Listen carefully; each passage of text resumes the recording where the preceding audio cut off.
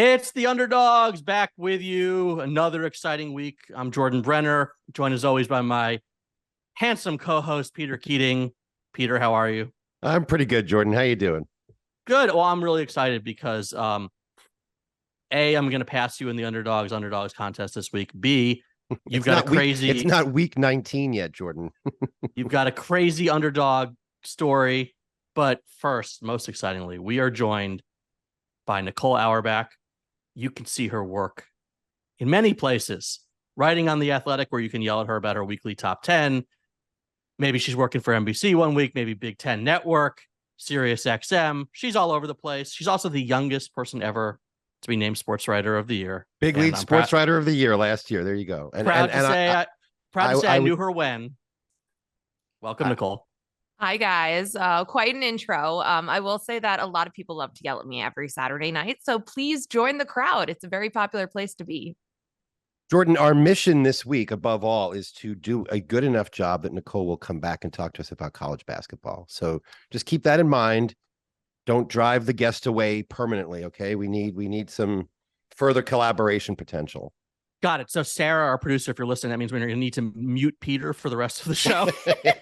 Turn me off. Yes. All right, let's dig right into college football underdogs as we're almost midway through the season. The number of undefeateds are slowly whittling down, but there's, I think, three really interesting undefeated underdogs left to look at. Louisville, who I nobody saw coming. UNC, who people may have seen coming, but not to this degree. And Peter, your Air Force Falcons. Nicole, any of those three teams have some staying power, and what are your thoughts on what they've done so far? Yeah, well, let's start with the ACC teams, because I think, if you look at the way the schedule breaks for Louisville, I mean, we could be looking at an undefeated Louisville Cardinals team at the end of the season because they're avoiding the big dogs in this conference. This is the first year that the ACC hasn't had divisions, and it's being tested, right? Like we're already talking about hypothetical worlds where like three teams remain undefeated and there's no tiebreakers because they don't play each other. Like that's very much in play here. But Louisville is one of those teams that is certainly benefiting from the way that the schedule fell this year, avoiding FSU, avoiding Clemson, avoiding North Carolina. I love Jeff Brom. I was a huge fan of his. Purdue. I think that this was one of those weird coaching changes where like the Louisville coach, Scott Satterfield, leaves voluntarily, and the fan base is happier because they brought in the one that they've always wanted, their white whale. And so I'm a little surprised at how quickly it's working out, but obviously we've seen this in college football where if you can reunite with a quarterback you've had before who's been in your system, speeds things up. Really cool scene in Louisville last week when they beat Notre Dame, but I think that they really do have some staying power. And I will say on the Air Force front, I mean, I think, if they beat Wyoming, which they certainly could do, you're looking at, I think the Mountain West champion is going to be in the front runner spot for that group of 5 New Year's Bowl spot. And Air Force, best rushing offense in the country, one of the best rushing defenses in the country. Troy Calhoun is just such a proven, consistent winner there and program builder. I really feel like the only thing that could stop Air Force, actually, I was going to say it was the government shutdown, but Air Force actually, they would stay open. They're not in the same category as Army and Navy on the government shutdown. They don't shut down. So never mind. Nothing will stop Air Force. Right. Even the speakerlessness of the House of Representatives is not enough to shut down Exactly. Air Force. Jordan, you know that I love extreme examples of styles. Air Force is running for 330 yards a game. They're averaging under 4 passing attempts a game. They have elevated the Service Academy brand of football that I know you like for its recruiting and stability. And I mean, we both find this interesting, but they've taken it to the highest level we've seen. I mean, who's back there? D. Dowis? Does anybody remember D. Dowis? Am I remember D. Dowis? Yeah. I mean, they got 5 guys with at least, I think, 200 yards rushing already. It's a crazy system. It's fun. It works. They're well coached. And by the way, on the 4 passing attempts a game, they're completing about 75% of their passes. Zach Larrier, the quarterback, now this is in very limited time because it is the Air Force style, but Jordan, his passer rating is over 300. I mean, I don't even know if it's theoretically possible, but he completes literally about 3 of every 4 passes per game. He's averaging almost 30 yards a completion. So, just when you expect them to run it again and again and again and again, they pop out with a 30-yard bomb pass, and it's been extraordinarily effective. And look at their schedule. I mean, yes, they have to play the rest of the teams in their conference and Army and Navy, so their out of conference scheduling possibilities are limited. In this case, that works to their favor because as we sit here in the middle of the season, they have as good a chance as any team in the country to finish undefeated, I think. Well, I want to jump back into the other point Nicole made about the ACC. As she said, there's a really strong chance that UNC, Florida State, and Louisville could all be undefeated. And as we know here on this podcast, we root for chaos. The other really fun thing that unfortunately is, you may recall, Peter, when we did our preseason college football underdog segment for taking a team outside the top 25 to possibly make a run for the playoffs, mine was Miami, which was looking really nice until about the final second of last week's game. How fun an undefeated Miami versus undefeated UNC matchup would have been this week. And also if a certain Duke team had managed to hold off Notre Dame, they could have been in the mix. Is there a conspiracy in the coaching ranks against you personally? Yes, everything I'm rooting against. But so Nicole, back to it. Where does UNC stack up? Where does a one-loss Duke team fit into this mess in the ACC? Duke's gone, Jordan. Come on. Duke's out of it. Thank you. I don't know if they're out of it. I mean, I think their defense could carry them while they don't have Riley Leonard, but we'll see. I am just a believer in Mike Elko and what he's building and the way that he's building Duke to be relevant and to contend. I do think it's going to, it's got some real staying power, certainly if he stays as well. But I buy UNC. I think they've improved significantly defensively. Like we saw that in week 1 against South Carolina, all the sacks, all the pressure, but it's really been throughout the season. Like we've kind of been waiting and obviously they haven't been tested, to the extent that they will be over the back half of the season. But it's weird to say this, but like Gene Chizik's defenses at North Carolina, maybe they don't always look pretty, but they win a lot of games. And that happened when he was there for the first time, and it's happening now as well. So I do buy that. Drake May, who has such a laser for an arm and can basically throw it any pinpoint on a field, plus an improved defense, it does make them a contender. And I think that what's happened with North Carolina, this is my theory on it. People watch them play App State last year and App State this year, and they're just convinced that they have no defense and that they just let teams just go up and down on the field. And I think that is a particularly difficult team for them. Mac Brown said afterwards, I love the idea of playing in-state teams. Somebody else should play App State, which I completely agree with. But I think that has clouded people's perception of this team and not realizing the actual improvements they have defensively. Now they have Tez Walker back now that he's eligible. That's going to unlock some things with the offense and having him as a receiver. So I really like North Carolina. What I find so interesting about the ACC is we came into the season thinking it was going to be Clemson, Florida State, and everybody else. And it turns out Clemson, not as, kind of like a light switch flipped and, oh my God, the offense is fixed. Not quite there. Already 2 ACC losses. And then, like you mentioned, Duke way better in a contender, beating Clemson week 1, really tough out this year. Even with Riley Leonard out, we'll see, how much of a drop off there is if he's not able to play this weekend. But North Carolina is better. Louisville, as we mentioned, it's a much deeper race and it's a much deeper league than I think people realized. And look, the underdogs, not the underdogs, the undefeated teams are going to continue to whittle themselves down. Obviously, we have Oregon, Washington this weekend. So we'll see who's got staying power. Any teams, forget about the undefeated ones, any other underdog stories teams that have had a loss that you're into? I think I know where you might be going with one of these guys, but okay. Yeah. Can I give you a couple? Please. Okay. So I, as promised, as a Jersey native joining this podcast and someone who does track on this team, even though I did not go to Rutgers, but I kind of adopt them and defend them because not a lot of people do. Rutgers is better this year. The defense is legitimately good and they can run the ball. That's going to win them games this year. In the non-conference, they won handily. They won convincingly. And even Gavin Winsat is improving as a passer. I get that they're going to lose to the teams that we expect them to lose to. They lost to Michigan, although they played them well for 3 quarters. And then they should have played better against Wisconsin. That game got away from them right before halftime. But this is a better Rutgers team. And this is a team that is going to go bowling and maybe a decent bowl. I really think they're playing Greg Schiano's preferred style of play and they're good. I want to give you, I know we mentioned Wyoming. That is a team. all in on their 52-3 win over Wagner. Is that right? I mean, Rutgers is really impressive playing Wagner, I have to say. Yeah. Look at their other non-conference games. I know that Virginia Tech is down, but they handled the other Power 5 opponents that they played. They handled Northwestern. Northwestern lost to Minnesota, right? Like, this is a team, again, the East is really challenging. It's last year with divisions, but you see the signs of improvement, and the defense is, as long as they don't get worn out by the end of the year, they're going to win a few more games, because the middle of the Big Ten is kind of a crapshoot right now. But I want to give you guys a couple other teams, because I know you guys like Group of 5, the true underdogs and teams that don't get a lot of love. So Wyoming, mentioned them right off the top. They got a big win over Fresno State. I still think the winner of the Mountain West is going to get that Group of 5 spot. But how about UNLV? They are 4-1.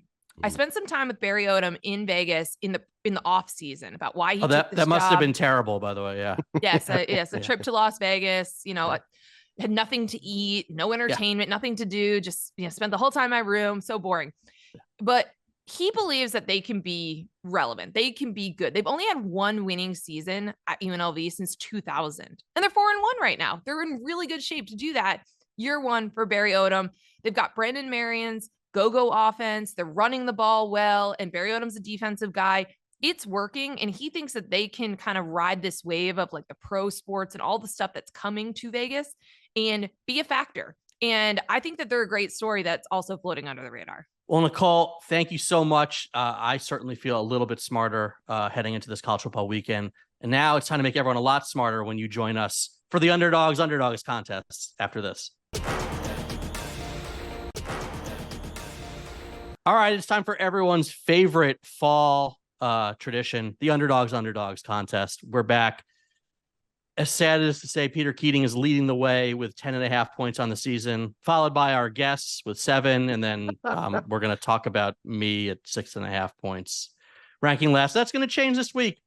As always, you have to pick underdogs. They have to be a dog of at least 3 points or more. If they cover, you get 1 point. If they win outright, another point. If they were a 6-point dog or more and they went outright, it's a third bonus point.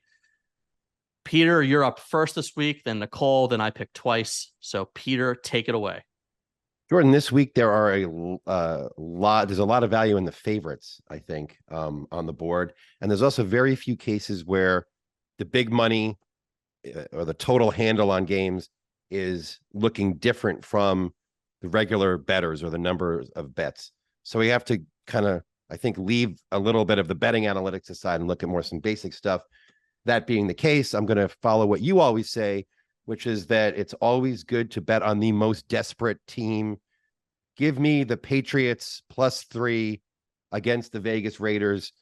Look, I don't think Bill Belichick gets desperate per se, but if there's ever a time to pull out a couple of the tricks that he's known for and to beat down the importance of winning a game on his players, it will be this week.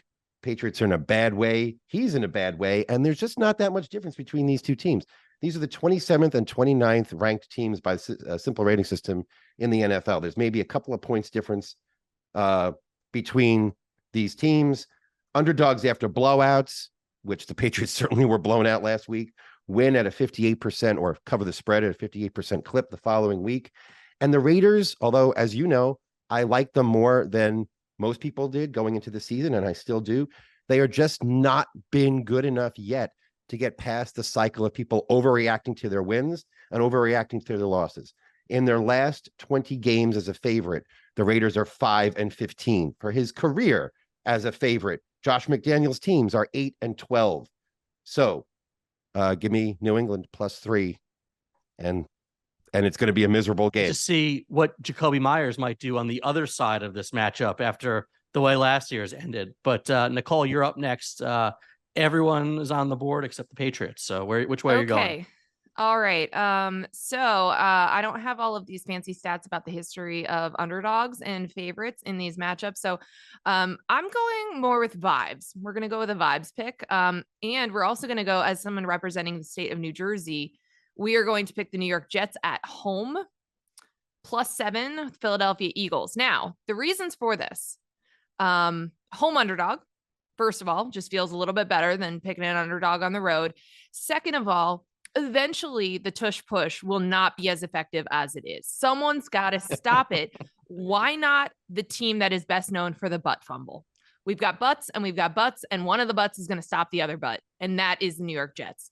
They're also playing better when Taylor Swift is in attendance. So I think the key here is to make sure that Taylor Swift and her little star-studded box can attend this game, because suddenly Zach Wilson is a totally different quarterback.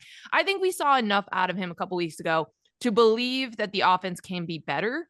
Otherwise, like the pieces were all there. Obviously, losing Aaron Rodgers was a big blow to what this team can be this year, but there's still a lot of talent. They've still gotten some really good pieces in the draft in recent years. But again, the key is getting T Swift to MetLife for this game, because Mama Kelsey's going to be there anyway. So she could just go, but we need her to put a little juju on the Jets side. I'm taking the Jets. I mean, that she could earn some big bonus points by watching her future brother-in-law. I mean, that's like, how can you, Mama, those would be big butt bonus points. Exactly. You cannot deny, Jordan. All right. Well, while I like your picks, both of my top 2 picks are still on the board, so I'm excited to take both of them with picks 3 and 4. So let's go with place. Let's go with pick 3 first, okay? With the third overall pick in the Week 6 draft, I will take the Tennessee Titans plus 4.5 against the Baltimore Ravens. They're at home, and this is all about trends, okay? We've talked about Mike Vrabel as an underdog time and time again. In case you've forgotten, they are now 23-10-1 against the spread as underdogs of a field goal or more. In fact, they're 11-8 straight up as a underdog of a field goal of 3 or as underdogs of 3 or more. Not only that, the Ravens and Lamar Jackson and John Harbaugh are not very good as favorites. They are Harbaugh's 60-71-4 as a favorite of 3 or more in his tenure there. With Lamar Jackson as his QB, they're 20-30 as favorites or 3 or more. So you got 2 trends going against each other. These teams play close games. 4.5 is too much, and I think there's a really good chance the Titans win this outright. So give me Tennessee with my first pick. With my second, really want a 4 to 6 game stretch where Lamar shows everybody again why he was an MVP. And I don't know if we're going to get it. And in London or wherever it's right, it's in England, right, against Tennessee. I don't think we're going to get it. I don't think there's any reason to expect either of these teams to score 20 points, actually. Right. Did I say Tennessee's at home? I meant obviously it's a neutral site in London. And look, the other thing is Titans defense is largely a pass funnel. So this is going to be an interesting test of that, right? Because they're not going to be able to necessarily conventionally run the ball on Tennessee. So Lamar's going to air it out. Let's see how effective he is. The fourth overall pick and my second pick of this draft, I had a feeling about the AFC South just being weird over the past few years. So I looked it up, and sure enough, AFC South teams are 28-13 as underdogs of 3 and more when playing a division rival since 2019, including 19-6 when they're on the road. So where does that lead me? That's right, to the Indianapolis Colts getting 4 points at Jacksonville.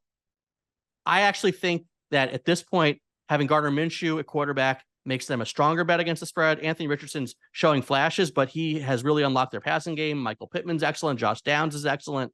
They're going to continue to work Jonathan Taylor back in while Zach Moss is absolutely eating it up on the ground. I can't figure the Jaguars out. They look terrible one week, then they beat the Bills. So this is exactly the spot where you'd feel like, oh, they figured it out and they, shit the bed. So I am taking the Colts, getting 4 against the Jaguars. Nicole, you're up with your second pick. That reference is way too far. Yeah. I was going to take the Colts, so I am upset about that, and I am obviously worried about that, because if Jordan is losing this thing, then would have been a bad pick. But I just thought that no one was going to take that, because why would you with Anthony Richardson out? But no, I'm with you on Gardner Minshew. All right, let's go. I'm going to go like really drastic here. I'm going to take the Broncos. Like, this is the dumbest one, right? Like, this is the most ridiculous pick possible, I think, left on the board. But again, we're going to go Taylor Swift related here, because again, this plus, I come at this with like a college bias, but the Chiefs have underwhelmed at times this year. We've seen Patrick Mahomes make some mistakes and some interceptions that we don't typically see. Travis Kelce gets hurt, comes back, but where is he? Is he 100%? There's just been a lot of reasons where I feel like we haven't seen Kansas City at 100%. And not that they need to beat a lot of teams. The Broncos can be terrible this season, but also what if this is just one of those weird games where two teams have been a little bit all over the map? Again, the Chiefs have been a little bit more, up and down. Maybe the variance has been a little bit higher than we're used to seeing out of the Chiefs. I love Isaiah Pacheco. Go Rutgers. See, trying to get some more jersey into the show. But I think that this would be the shocker of all shockers if somehow Denver keeps it close. So therefore, we are swinging for the fences and we are taking the Denver Broncos plus 10.5. Fun trends that conflict each other. On the one hand, Thursday dogs of 10 or more points are just 12 and 22 against the spread historically, but the Chiefs struggle as home favorites, especially against division rivals. In the Reed Mahomes era, they're just 5-8-1 as a home favorite against the AFC West. So which trend will win out? I kind of like where Nicole's going with this. Peter, wrap it up. Chiefs have an interestingly mediocre record as big favorites, don't they? They do. I guess people love them so much that the line is always too big. I guess. I don't know if it's just as simple as that.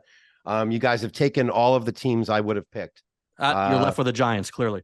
I am left with give me the Arizona Cardinals +7 against the Rams. This is one of the few games where the majority of bets are on one team, but the big money is on the other team.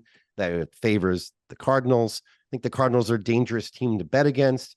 And just when you think the Cardinals can't catch a break because they've been horrible against the Rams in the Sean McVay era, that's when team usually turns it around. I don't have much more than that, but what's left on the board? So let's go for it. Cardinals against the Rams. Excellent. This was my other pick. If I hadn't gotten one of the ones, the interesting thing here is there's really not that much separation between the teams. The Cardinals are 10th on offense and DVOA and 30th on defense. The Rams are 9th and 27th. So everything points to a shootout and division rival. I like getting 7 points here. But you know what I like even more, Peter? I like that we're going to get to hear you talk about the worst team in college football after this. Last week I said some teams they just suck. They're not really underdogs. I don't think that's true of the team that is now ranked last in the ESPN college FPI ratings. That's right. The Akron Zips, who I picked as a stone cold lock to go over their projected win total, because they were unbelievably unlucky last year. Last year they were 1-10. Their projected win total this year was 3.5. It looked like that would be easy to surpass for a couple of reasons. One is, even though they were 1-10, they were 6-5-1 against the spread. And when that happens, when there's a reason to believe that a team has a core strength, even though they play horrible, but they lose a lot of close games, which Akron did, there's usually dramatic improvement the next year. Akron was in a lot of close games, had five losses by fewer than 7 points, but they returned a lot of starters. When that happens, it's usually a good sign. Akron also had terrible luck. We talk about fumble luck being random. Akron was 103rd in the country last year on recovering fumbles in their games. They had a negative turnover differential. That by itself should be enough just for a big rebound the next season. However, they've had zip in the luck department this year. They've lost by 3 to Temple, by 2 to Indiana, by 3 to Buffalo. Remember, they're not supposed to be good. They're just supposed to be good enough to win 3.5 games this year. And that's actually in danger. This is the deal. They've hit rock bottom. Okay. They lost 55-10 last week, but they are 12.5 point underdogs to Central Michigan this weekend. Central Michigan is 3-3, but those wins include 3 points over New Hampshire. Jordan, is New Hampshire even in the FBS? I don't think so, right? I'll give you one other fact about this. The over-under for the scoring in this game is 44.5. There's only 8 matchups in the whole country that are under 45. There's no way there's going to be a high-scoring blowout of any proportions. Give me the Akron Zips. Stop laughing. Give me the Akron Zips all weekend long. The comeback starts here.